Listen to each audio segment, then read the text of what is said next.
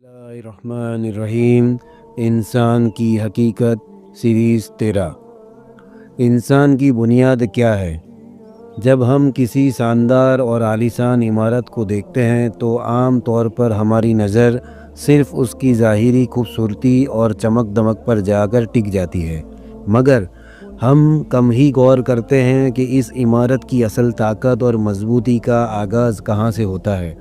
हकीकत यह है कि हर बुलंद इमारत की बुनियाद ज़मीन पर पड़ी हुई मामूली मिट्टी और रेत होती है। बिल्कुल इसी तरह इंसान, जो ज़िंदा मखलूक़ात में से सबसे ज़्यादा पेचीदा और बाशऊर है, अपनी तख्लीक के इब्तिदाई मरहले में सिर्फ़ तुराब यानी मिट्टी और धूल था। अल्लाह ताला ने कुरान मजीद में इंसान की तख्लीक के एक मरहले को बयान करते हुए वाज़ेह तौर पर लफ्ज़ तुराब इस्तेमाल फरमाया है। अल्लाह ताला इरशाद फरमाता है, उसकी निशानियों में से ये भी है कि उसने तुम्हें मिट्टी से पैदा किया, फिर अचानक तुम इंसान बन गए और ज़मीन में फैलते चले गए। सूरह अर्रूम आयत नंबर 20। अरबी ज़बान में तुराब उस खुश्क मिट्टी को कहा जाता है जो पानी से खाली हो और जो आसानी से हवा में उड़ सकती हो।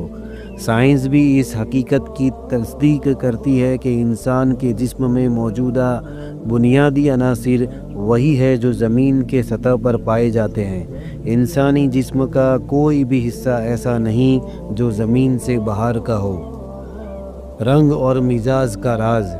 अगर तमाम इंसान मिट्टी से पैदा किए गए हैं तो फिर ये इख्तिलाफ क्यों पैदा होता है?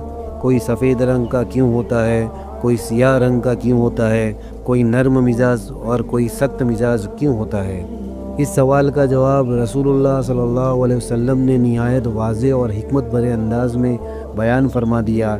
अल्लाह ताला ने आदम अलैहिस्सलाम को एक मुट्ठी मिट्टी से पैदा फरमाया जो पूरी ज़मीन के मुख्तलिफ़ हिस्सों से ली गई थी।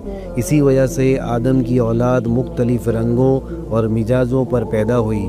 कोई सफ़ेद, कोई सुर्ख, कोई काला और कोई दरमियानी रंग का है। इसी तरह कोई नर्म मिजाज और कोई सख्त मिजाज।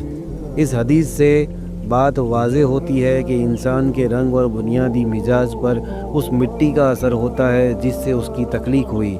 यानी इंसान की फ़ितरत सिर्फ़ माहौल का नतीजा नहीं होती, बल्कि उसकी बुनियादी तख्लीक भी उसकी शख्सियत पर असरअंदाज होती है। अब ये सवाल पैदा होता है कि बेजान मिट्टी से ज़िंदगी का ये सफ़र कैसे शुरू हुआ। इंशाअल्लाह सीरीज़ 14 में हम इस सवाल पर तफसीली गुफ्तगू करेंगे।